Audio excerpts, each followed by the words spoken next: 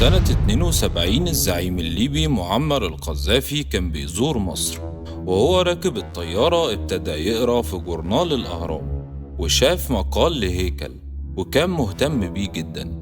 هيكل كان كاتب في اليوم ده عن الأزمة المالية في المجمع الصناعي بالمحلة، وكان القذافي بيقرأ المقال كله وكان مهتم جدا.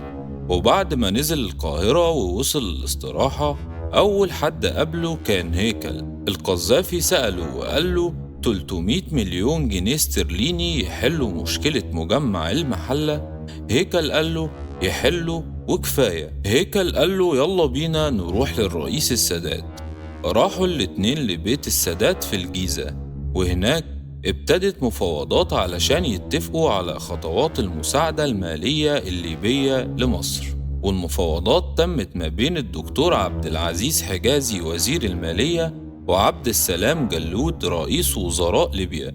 الاتنين كانوا قاعدين لوحدهم في أوضة مكتب وبيتفقوا، وفي الصالون كان قاعد السادات والقذافي وهيكل ومستنيين النتيجة. وفجأة القذافي قال للسادات أنا ليا عتاب عندك يا سادات. السادات سأله وقال له خير يا معمر، إيه اللي حصل عشان تعاتبني عليه؟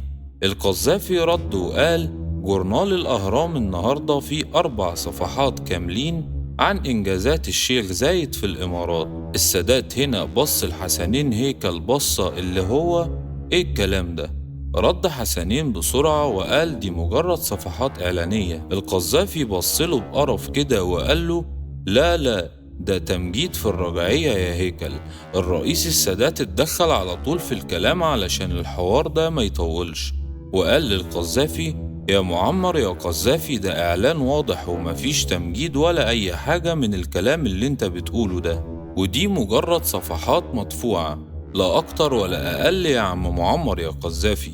القذافي ما اقتنعش بالكلام اللي بيقوله الرئيس السادات، ورد وقال النهاردة بيمجدوا في الشيخ زايد وبكرة يمجدوا في فيصل، وكان قصده طبعا على الملك فيصل ملك المملكة العربية السعودية.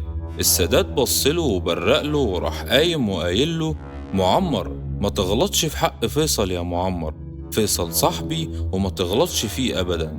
رد القذافي عليه وهو متعصب وقال له لا هو صديقك ولا شيء من هذا، ولا يحبك ولا يحب مصر. الرئيس السادات قام تاني من على الكرسي وقال له يا معمر يا قذافي الزم حدودك، قلت لك فيصل صديق ليا. قطعه تاني الرئيس القذافي وقال له ايه اللي جرالك يا سادات؟ انت شكلك كده فقدت ثوريتك يا سادات. السادات زعق في معمر جامد وقال له جرى ايه يا معمر يا قذافي؟ انت هتعلمني الثورية يا قذافي كده؟ دي تبقى نكتة يا معمر. وقال له اسمع لما اقولك يا معمر، انت اذا كنت فاكر انك هتشتري مواقفي وسياستي بفلوسك فانا مش عايزها. يا عم اصحى كده وانت بتكلمني، جرى ايه؟ مالك في ايه؟ الزم حدودك يا قذافي. انت مش عارف انت بتكلم مين؟ انت بتكلم رئيس جمهورية مصر العربية يا معمر. السادات حدف الكوباية على باب المكتب اللي في المفاوضات ونده على الدكتور عبد العزيز حجازي وقال له يا عبد العزيز وقف فورا مفاوضات مع جلود، مش عاوزين حاجة منهم يا دكتور، مش هاخد منهم ولا مليم. علشان معمر القذافي هبت منه وفاكر انه يقدر يشتري مصر بفلوسه. هو انت نسيت يا معمر ان عبد الناصر بعت جيشنا لليبيا وكنا بندي ولادنا الضباط مرتبات بالعملة الصعبة؟ ولا عمرنا طلبنا منك حاجة ولا طلبنا ولا مليم. عيب عليك يا قذافي، اصحى وفوق، مصر مش شوية يا معمر. وبالفعل انتهت المفاوضات وقام القذافي مشي ورجع على طول على بلده.